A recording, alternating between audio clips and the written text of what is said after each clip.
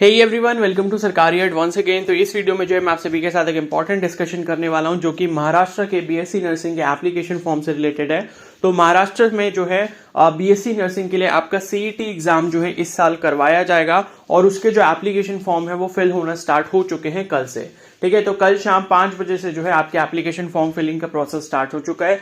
Registration कैसे करना है उस पूरे प्रोसेस को हम लोग इस वीडियो में समझने वाले हैं। ठीक है, लेकिन उससे पहले आप सभी से रिक्वेस्ट है कि जो बीएससी नर्सिंग, जो महाराष्ट्र बीएससी नर्सिंग सीईटी का जो नोटिफिकेशन आया है उस पर मैंने वीडियो अपलोड की है। वो नोटिफिकेशन की जो वीडियो है आप जरूर एक बार देख लें सो दैट कि आपको एग्जाम की सभी डिटेल्स पता चल जाए। ठीक है, तो अभी तक तो क्या हो रहा था कि महाराष्ट्र में जो बीएससी नर्सिंग है वो आपके नीट के स्कोर के बेसिस पे होना था, काउंसलिंग से जो सीईटी सेल आपका काउंसलिंग करवाता है उसके बेसिस पे होना था। लेकिन सीईटी सेल ने जो है लेटेस्ट नोटिफिकेशन जो है रिलीज करा है जिसके अकॉर्डिंग अब आपका बीएससी नर्सिंग के लिए सीईटी एग्जाम कंडक्ट करवाया जाएगा और उसके मार्क्स के बेसिस पर जो है आपको बीएससी नर्सिंग कोर्स में एडमिशन मिलेगा। ठीक है, तो 26 मई जो है वो इसकी लास्ट डेट है। ज्यादा टाइम नहीं है, एक हफ्ते का टाइम रजिस्ट्रेशन करने के लिए दिया गया है और रजिस्ट्रेशन कैसे करना है वो हम लोग इस वीडियो में समझ लेंगे। लेकिन ये वीडियो खत्म करने के बाद एक बार आप वो नोटिफिकेशन वाली वीडियो जरूर देख लेना, उसका लिंक आपको कमेंट सेक्शन में मिल जाएगा जिसमें मैंने उस एग्जाम से रिलेटेड सभी डिटेल बताई है कि कौन एलिजिबल है, एज लिमिट क्या है उसकी,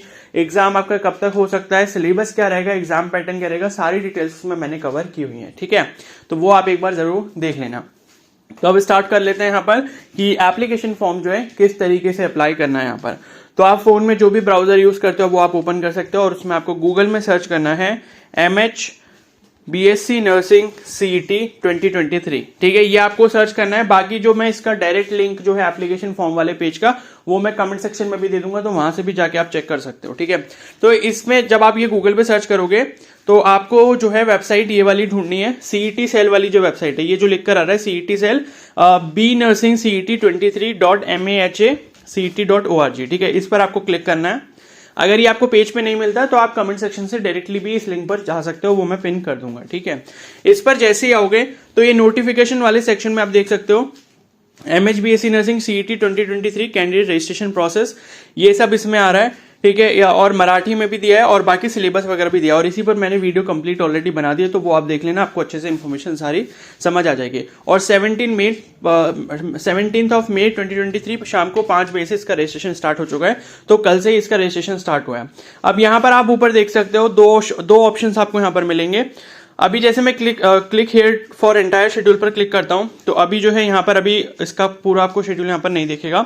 ठीक है, बाकी 26 इसकी लास्ट डेट है अप्लाई करने की। एग्जाम डेट अभी ऑफिशियल अनाउंस नहीं की गई है। ठीक है, लेकिन मोस्ट प्रोबेबली एग्जाम जो है वो आपका 1 से लेकर 10 जून के बीच में कहीं ना कहीं हो जाएगा। तो अब आप यहाँ पर देख सकते हो न्यू रजिस्ट्रेशन ऑलरेडी रजिस्टर्ड। ठीक है, तो अभी हम लोग नए रजिस्ट्रेशन कर रहे हैं, तो न्यू रजिस्ट्रेशन पर मैं क्लिक करता हूँ। ठीक है, और क्लिक करने के बाद जो है इसको मैं डेस्कटॉप साइट पर ओपन कर लेता हूँ। ठीक है, तो फिर से मैं न्यू रजिस्ट्रेशन पे क्लिक करता हूं तो यहाँ पे आपको कुछ इंस्ट्रक्शंस दिखेंगे। ठीक है, तो इंस्ट्रक्शंस आप देख सकते हो कि 12th में जो आपके पास ये साइंस स्ट्रीम होना चाहिए। ठीक है, मतलब बायोलॉजी होना चाहिए, PCB और इंग्लिश उसके साथ। और यहाँ पर जो फीस है वो आपकी जनरल कैटेगरी की जो है महाराष्ट्र स्टेट की और आउटसाइड महाराष्ट्र स्टेट कैंडिडेट्स के लिए वो 800 रुपीज़ है। और बाकी जो कैटेगरीज हैं जैसे बैकवर्ड क्लासेस हैं, ठीक है, या फिर SC ST है, इन सब के लिए जो फीस है वो 600 रुपीज़ है और PWD कैंडिडेट्स के लिए भी 600 रुपीज़ है। ठीक है, और CBT आपका मोड होगा यहाँ पर, मतलब ऑनलाइन एग्जाम आपका करवाया जाएगा कंप्यूटर के ऊपर। ठीक है, तो यहाँ पर लिखा है, हाँ बस यही सब लिखा है, बाकी फोटोग्राफ सिग्नेचर ये सब आपको जो है बाद में अपलोड करना होगा। तो यहाँ पर हम चलते हैं और राइट साइड में आप देख सकते हो मतलब हिंदी में भी यहाँ पर लिखा, नहीं हिंदी में नहीं सॉरी मराठी में दिया हुआ है इंस्ट्रक्शंस। अगर किसी को मराठी में इंस्ट्रक्शंस पढ़ना है तो वो भी पढ़ सकता है। तो अब ये आई एक्सेप्ट एंड प्रोसीड जहाँ लिखा है इस पर आपको क्लिक करना है।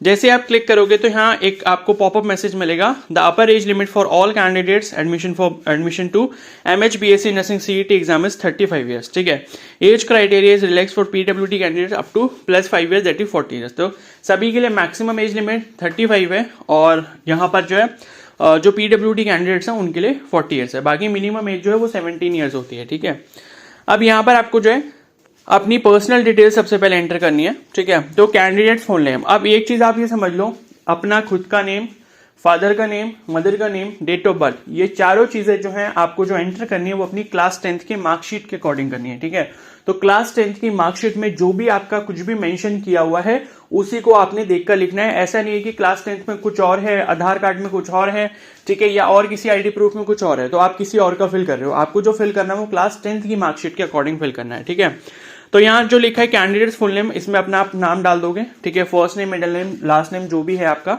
और मिस्टर मिस वगैरह कुछ भी ऐसा मत लगाना। ठीक है, उसके बाद father's name, first name only, तो फर्स्ट नेम लिखना है अपने फादर का नेम का।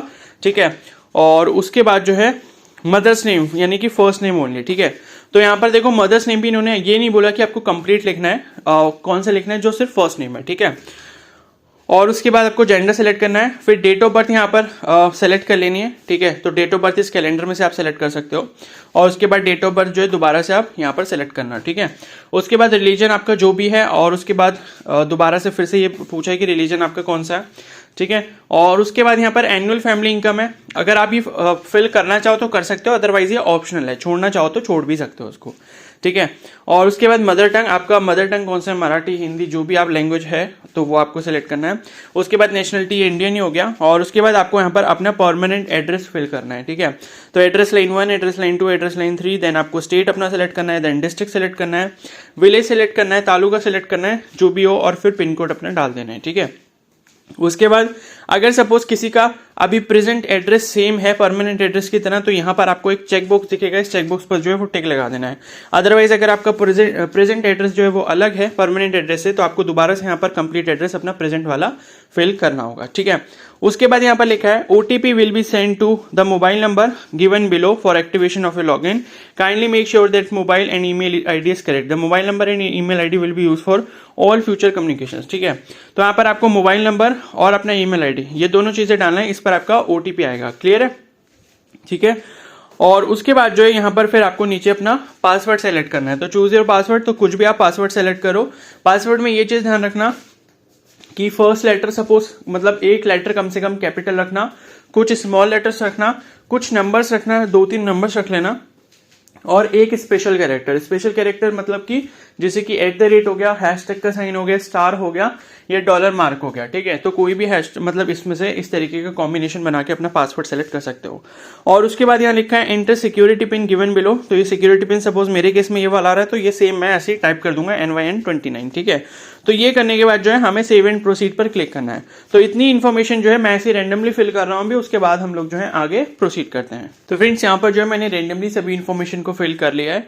ठीक है, और एक चीज मैं आपको दोबारा से यहाँ पर बता दूं, जो मैं आपसे बोल रहा था कि जो आपको अपनी फादर नेम, मदर नेम वगैरह जो भी आपको फिल करना है वो 10th की मार्कशीट के अकॉर्डिंग करना है, तो वो तो करना ही है, लेकिन इस फॉर्म में जो है आपको स्पेशली ये बोला गया है, ब्रैकेट में लिखा है कि जो मदर और फादर का नेम है उसमें सिर्फ मदर का फर्स्ट नेम और फादर का फर्स्ट नेम ही आएगा, लेकिन वो फर्स्ट नेम भी जो आपके क्लास 10 की मार्कशीट के अकॉर्डिंग ही होना चाहिए। ठीक है, तो क्योंकि ऐसा है कि बहुत सारे कैंडिडेट्स के उसमें मदर नेम और फादर नेम में फुल नेम लिखा होगा, तो आपको सिर्फ उसमें से फर्स्ट नेम ही लिखना है, लेकिन अपना जो नेम है वो पूरा लिखना है जो आपकी मार्कशीट में मेंशन किया हुआ है। ठीक है, तो बस इस चीज का ध्यान रखना, और यहाँ पर मोबाइल नंबर वगैरह सब सही डालना, क्योंकि मोबाइल नंबर पे आपका ओटीपी आएगा। तो मैं जो हूँ सेव एंड प्रोसीड पर क्लिक करता हूँ कंप्लीट इन्फॉर्मेशन फिल करने के बाद।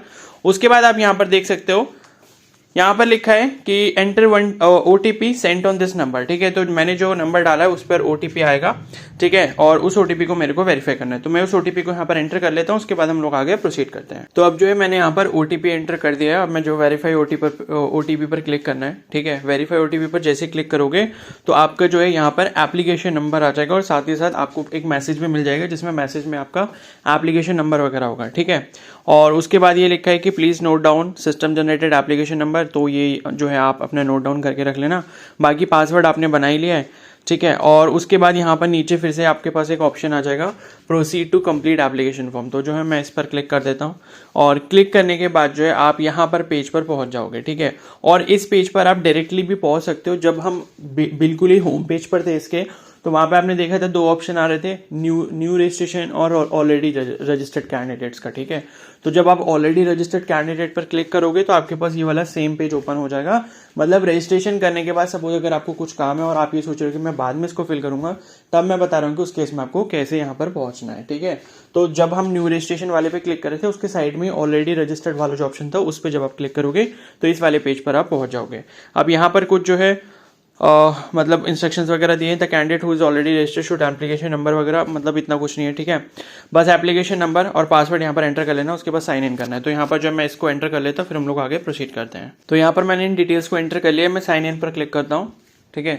तो साइन इन पर जैसे ही हम क्लिक करेंगे हम अपने डैशबोर्ड पर पहुंच जाएंगे और यहाँ पर जो है हमारी सभी इन्फॉर्मेशन आपको मतलब दिख रही होगी, मतलब जो भी आपकी इन्फॉर्मेशन है, जैसे कि एप्लीकेशन नंबर हो गया और ठीक है। अब यहाँ पर जो है ये लिखा है कि your application form is incomplete, please fill up the form step by step, ठीक है। तो पहले मैं आपको स्टेप समझा देता हूँ कि क्या क्या करना है। रजिस्ट्रेशन पर्सनल डिटेल्स, ये वाला स्टेप हमने कंप्लीट कर लिया है फर्स्ट स्टेज में ही।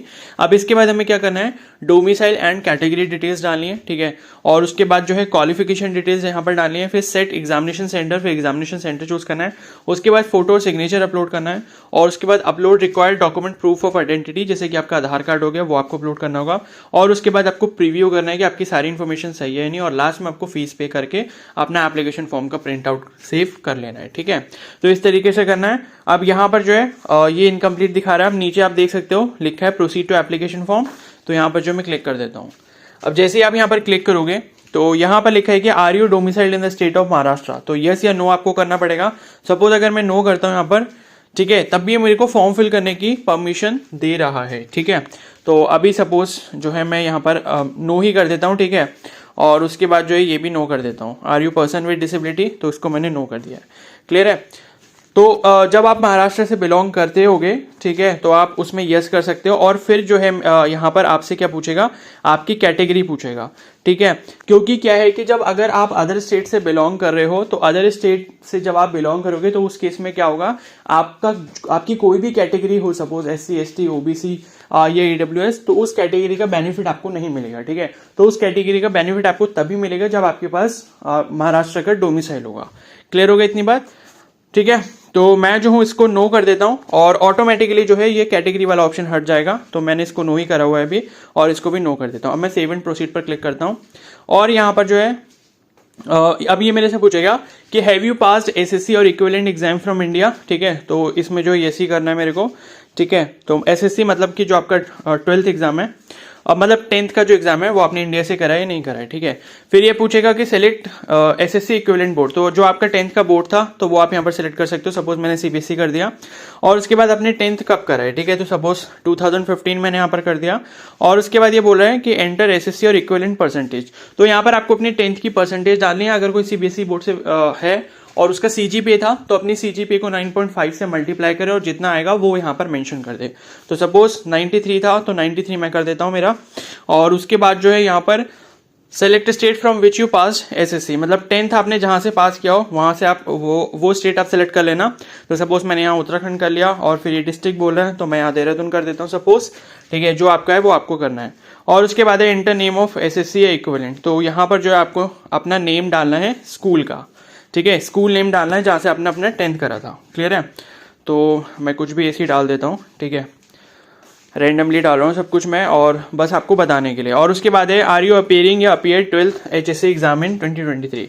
तो अब ये आपकी हायर सेकेंडरी की डिटेल्स मांग रहे हैं, मतलब 12th की डिटेल्स। तो पहली चीज तो ये पूछेगा कि क्या आपका जो 12th है वो 2023 में हुआ है या उससे पहले हुआ है। अगर 2023 में हो तो आप यस करना, अदरवाइज नो करना। तो मैं इसको नो कर देता हूँ। और उसके बाद अगर आप इसको यस करते हो तो फिर आपसे ये परसेंटेज मे बी नहीं पूछेगा, ठीक है, ठीक है। तो इसमें आपसे फिर वो परसेंटेज नहीं पूछेगा। तो मैं जो हूँ इसको अभी यस ही कर देता हूँ, ठीक है, मतलब नो कर देता हूँ, क्लियर है। क्योंकि जब यस करोगे तो आपसे परसेंटेज वगैरह उसकी नहीं पूछेगा। फिर ये पूछ रहा है कि बोर्ड कौन सा था आपका 12th का, तो मैंने फिर से CBSE सेलेक्ट कर दिया। उसके बाद पासिंग ईयर पूछ रहा है तो मैंने इसको 2019 कर दिया सपोज, या मतलब 2017 कर दिया। और उसके बाद जो है 12th आपने कहाँ से करा, वो स्कूल कहाँ पर है आपका, तो वो आपको सेलेक्ट करना है। और फिर उसका स्टेट हो गया, फिर उसका डिस्ट्रिक्ट हो गया और उसके बाद उसका नेम हो गया, ठीक है। तो ये चीज हो गई। और इसके बाद जो है सेव एंड प्रोसीड पर आपको क्लिक करना है। सेव एंड प्रोसीड पर जब आप क्लिक करोगे तो यहाँ पर ये बोल रहे हैं कि आपको एग्जाम सेंटर चूज करना है। अब एग्जाम सेंटर जो है सभी आपके महाराष्ट्र में है, तो अगर इनकेस कोई अदर स्टेट का कैंडिडेट अप्लाई भी करता है तो उसको महाराष्ट्र एग्जाम देने आना पड़ेगा, ठीक है।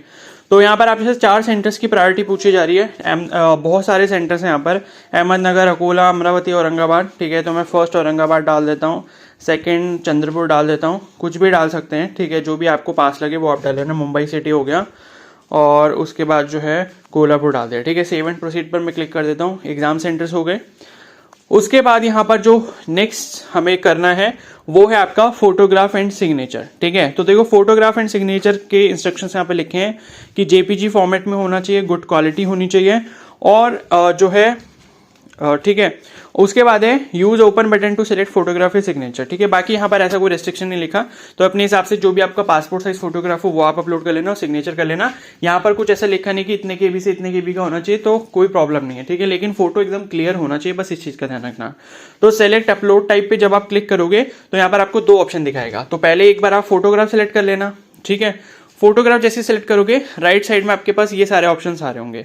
तो यहाँ पर जो है ओपन का मतलब ये जो आपकी गैलरी ओपन हो जाएगी इसको क्लिक करते ही, और जैसे ही आप गैलरी ओपन करोगे वहां पे जो भी आपका पासपोर्ट फोटोग्राफ होगा वो आप उसको सेलेक्ट कर लेना, वो सेलेक्ट हो जाएगा, ठीक है। और उसके बाद सेलेक्ट करने के बाद यहाँ पर क्रॉप का भी ऑप्शन आ रहा है, तो उस फोटो को सेलेक्ट करके आप क्रॉप करना चाहते हो क्रॉप का यूज करके क्रॉप कर सकते हो, या कैमरा से जो है आप फोटो डायरेक्टली अपना क्लिक करना चाहो तो वो ऑप्शन भी यहाँ पर दिया गया। और अपलोड यहाँ पर दिया है, ठीक है। तो उसके बाद जब आप सेलेक्ट वगैरह कर लोगे, क्रॉप वगैरह आपको करना है तो कर लिया, उसके बाद अपलोड लिखा है तो अपलोड यहाँ पर कर दोगे। इसी तरीके से आपको सिग्नेचर के केस में भी करना होगा, ठीक है। तो इस तरीके से करना है। तो मैं जो इसको एक बार ऐसी रैंडम फोटो अपलोड कर लेता हूँ, फिर हम लोग आगे प्रोसीड करते हैं। तो फ्रेंड्स यहाँ पर जो है मैंने ऐसी रैंडम फोटोज डाउनलोड करे गूगल से और उनको यहाँ पर अपलोड कर लिया है, ठीक है। और अपलोड जो है आपको 1 बाय 1 करना होगा। पहले फोटोग्राफ करना है, फिर उसके बाद सिग्नेचर कर लेना। ऐसे 1 बाय 1 आपको सेलेक्ट करके फिर क्रॉप करना है तो क्रॉप कर सकते हो, क्रॉप का ऑप्शन भी मिलेगा आपको, और उसके बाद फिर अपलोड का ऑप्शन है, अपलोड आप कर सकते हो, ठीक है। तो इस तरीके से आपको कर लेना है। उसके बाद जो है मैं सेव एंड प्रोसीड पर क्लिक कर देता हूँ, ठीक है। और इन केस अगर किसी को फॉर्म फिल करने में कोई इश्यू आता है, कोई प्रॉब्लम आती है, तो आप मेरे से इंस्टाग्राम पे हेल्प ले सकते हो। और अगर आप चाहते हो कि आप मेरे से अपना फॉर्म फिल करवाना भी चाहते हो तो वो भी आपको सर्विस मिल जाएगी, लेकिन वो जो है थोड़ी चार्जेबल होगी, ठीक है। तो उसके लिए भी मुझे डीएम कर सकते हो इंस्टाग्राम पे। इंस्टाग्राम का लिंक आपको कमेंट सेक्शन में मिल जाएगा, ठीक है। बाकी खुद से कर लेना, सारा प्रोसेस मैं बता ही रहा हूँ, लेकिन ये सर्विस सिर्फ उन्हीं के लिए जिनको बहुत ज्यादा प्रॉब्लम हो रही है और वो नहीं कर सकते, ठीक है। अब यहाँ पर जो है इन्होंने मतलब एक और इन्फॉर्मेशन मांगी है, जो है upload required document for proof of identity, ठीक है। तो प्रूफ ऑफ आइडेंटिटी जो है वो आपको यहाँ पर पहले देखना पड़ेगा कौन कौन से प्रूफ ऑफ आइडेंटिटी है। जैसे पैन कार्ड है, Indian passport, driving licence, voter's card, bank passbook with photograph, Aadhaar card, ठीक है। तो देखो आधार कार्ड सभी के पास होता है, और इन केस किसी के आधार कार्ड में कुछ प्रॉब्लम वगैरह है, और देखो आधार कार्ड मतलब जो भी यहाँ पर प्रूफ ऑफ आइडेंटिटी आप सेलेक्ट कर रहे होगे उसमें आपका जो नेम है और आपका जो फादर नेम और जो बाकी डिटेल्स दिए हैं वो आपकी वही वाली होनी चाहिए जो अभी आप फॉर्म में फिल करके आए हो, ठीक है। तो इस चीज का ध्यान रखना। अगर ऐसा नहीं है तो जो भी इसमें और कोई हो मतलब आइडेंटिटी कार्ड, तो वो आप सेलेक्ट कर लेना। जैसे कि स्कूल या कॉलेज का कार्ड भी आपका चल जाएगा, उसका भी ऑप्शन यहाँ पर दिया हुआ है। तो जो भी आपको करना है सही से करना। तो मैं आधार कार्ड कर लेता हूँ, और उसके बाद जो है ये यहाँ पर आपसे बोलेगा कि आधार कार्ड जो है वो आपको अपलोड करना है, ठीक है। तो आधार कार्ड की जो फाइल है वो आप पीडीएफ में भी अपलोड कर सकते हो, जेपीजी में भी कर सकते हो, जेपीईजी में भी कर सकते हो, किसी में भी चलेगा, ठीक है। तो मैं इसको भी जो रैंडमली अपलोड कर लेता हूँ, फिर हम लोग जो है आगे प्रोसीड करते हैं, ठीक है। तो मैंने यहाँ पर जो है आधार कार्ड का जो फोटो था वो भी अपलोड कर लिया। मतलब आधार कार्ड का एक्चुअली में नहीं करा, मेरे पास ऐसे एक फोटो था तो वो मैंने अपलोड कर लिया यहाँ पर, ठीक है। तो सेम वैसे ही अपलोड करना है जैसे आपने अपना फोटो और सिग्नेचर अपलोड किया हुआ सेलेक्ट करके, क्लियर है। उसके बाद जो है सेव एंड प्रोसीड का ऑप्शन है, उस पर मैं क्लिक करता हूँ, फिर हम लोग नेक्स्ट स्टेप पे पहुंच जाएंगे। अब नेक्स्ट स्टेप बेसिकली आपका प्रीव्यू है, यानी कि एप्लीकेशन फॉर्म में अभी तक जो आपने डिटेल्स एंटर की हैं उसके बारे में सारी इंफॉर्मेशन आपको यहाँ पर देखने को मिल जाएंगी। तो ये पेज सबसे ज्यादा इंपॉर्टेंट है। और देखो जो भी आपने इन्फॉर्मेशन फिल करी है प्लीज उसको एक बार बहुत केयरफुली जो है अच्छे से चेक कर लेना, ठीक है। कोई भी मिस्टेक उसमें नहीं होनी चाहिए, क्योंकि करेक्शन वगैरह आपको करने को नहीं मिलेगा, इस चीज को आप ध्यान रखना, ठीक है। तो ये सब जो है आप कर लोगे, और उसके बाद जो है सब सारी डिटेल्स आपको यहाँ पर दिख जाएंगी, ठीक है। ये फोटो सिग्नेचर ये भी दिख जाएगा, और उसके बाद जो भी आपका आधार कार्ड वगैरह वो भी आप देख सकते हो, ठीक है। उसके बाद लास्ट स्टेप यहाँ पर है प्रोसीड फॉर पेमेंट, ठीक है। तो इस पर नीचे मैंने क्लिक कर दिया। उसके बाद लिखा है please check the details fill. तो ये दोबारा से आपसे बोलेगा कि भाई अपनी डिटेल्स चेक कर लो, नहीं करी है तो, और अगर सपोज किसी की में कुछ गलती होती है तो आपको क्या करना है, ये आप देख सकते हो। मतलब जो भी आपकी डिटेल्स है ना, ठीक है। तो जो भी आपकी डिटेल जिसमें आपको प्रॉब्लम लगती है तो उसके आगे ये पेंसिल जैसा कुछ बना हुआ है, ठीक है, जो कि आपका एडिट करने का ऑप्शन है। तो उस पर्टिकुलर सेक्शन के आगे जो पेंसिल जैसा आपका ऑप्शन होगा या साइन होगा, उस पर आप क्लिक करके उसको दोबारा से एडिट कर सकते हो, कोई भी प्रॉब्लम नहीं है, ठीक है। लेकिन ये आपसे फाइनल टाइम यहां पर पूछेगा कि क्या आपको सबमिट करना है और प्रोसीड करना है पेमेंट के लिए, तो आप यस कर दोगे, क्योंकि एक बार पेमेंट हो गई फिर कोई भी चेंज यहां पर नहीं होगा और बाद में भी कोई करेक्शन का चांस आपको नहीं दिया जाएगा, ठीक है। तो अभी मेरे से बोल रहा है कि आपकी जो फीस है वो 800 है, आपको 800 रुपीज यहां पर पे करना है, क्लियर है। और फिर आपको जो ये सेलेक्ट कर लेना है, जैसे मैंने सेलेक्ट कर दिया, और उसके बाद जो प्रोसीड टू पेमेंट पर मैं क्लिक कर देता हूँ, ठीक है। और उसके बाद जो है फिर ये आई एग्री इन टर्म्स पर, I agree terms and condition, ये मैं क्लिक कर देता हूँ। और उसके बाद यहाँ लिखा है प्लीज सेलेक्ट पेमेंट मोड, ठीक है। तो ये रेजर पे जो है वो मैंने सेलेक्ट कर दिया यहाँ पर, ठीक है। उसके बाद जो मैं प्रोसीड कर देता हूँ। फिर यहाँ लिखा है कि पेमेंट गेटवे पे हम लोग रीडायरेक्ट हो जाएंगे, ठीक है। और इसके बाद मैं आपको बता देता हूँ कि पेमेंट के लिए आपको किस चीज़ का यहाँ पर ध्यान रखना है। तो देखो हम लोग जो है यहाँ पर ये पेमेंट वाले पेज पर पहुंच गए हैं। यूपीआई से पेमेंट आप बिल्कुल भी ना करें, क्योंकि यूपीआई में पेमेंट फेलियर के बहुत ज़्यादा चांसेस होते हैं, बहुत ज़्यादा टाइम भी कई बार लग जाता है, ठीक है। पैसे आपके कट जाएंगे लेकिन वहां पर वो सक्सेसफुल शो नहीं करेगा। तो चाहे वो फोन पे हो, पेटीएम हो, गूगल पे हो, ये कोई भी आप मोड जो है पेमेंट के लिए यूज ना करें तो बहुत ज्यादा बेटर रहेगा। जो सबसे ज्यादा सेफ मोड है आपका पेमेंट का, वो कौन सा है? वो है आपका डेबिट या फिर क्रेडिट कार्ड, ठीक है।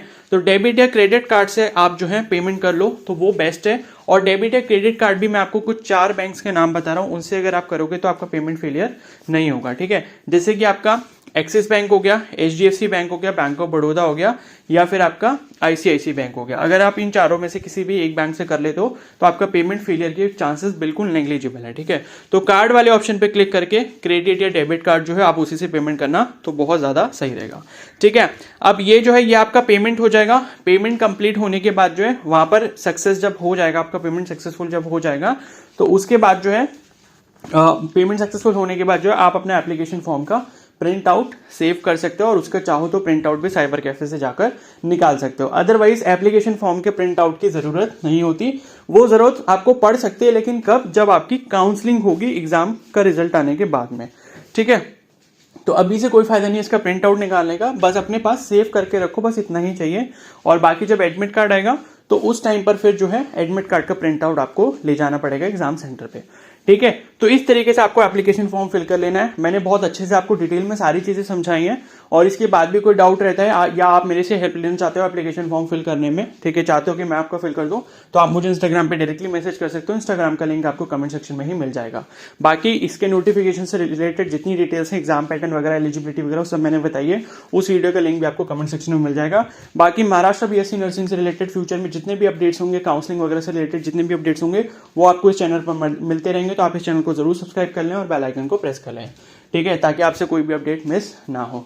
तो अगर ये वीडियो आपको हेल्पफुल लगे तो प्लीज को जरूर लाइक कर देना, और कोई डाउट है तो आप मुझे कमेंट सेक्शन में भी बता सकते हो। Okay, so thank you and have a nice day.